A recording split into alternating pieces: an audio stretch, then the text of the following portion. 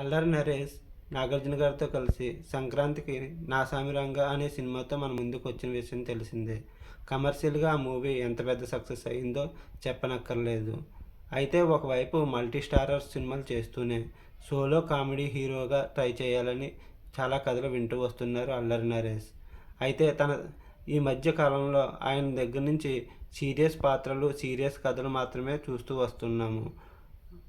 ఈ ఈ మధ్య కాలంలో అతని నుండి సరైన సక్సెస్ అయితే అందుకోవడం లేదు. సో ఇప్పుడు తను వచ్చే సినిమాలో సోలో కామెడీ హీరోగా ఒక సినిమా తెరకెక్కించాలనే ఉద్దేశంతో తన తండ్రి ఈవీవి సత్యనారాయణ సినిమాల్లో రూపొందించబడిన ఆ ఒకటి అడక్కు అనే సినిమా టైటిల్ను తనకు తీయబోయే అప్కమింగ్ సినిమాకు పెట్టుకోవాలని ప్రయత్నిస్తున్నారు. అయితే అదే సినిమా టైటిల్ను ఈ మధ్యనే ఒక సినిమా రూపొందించబడింది. ఆ సినిమాకి రామ్ అంకం దర్శకత్వం వహించడం కూడా జరిగింది.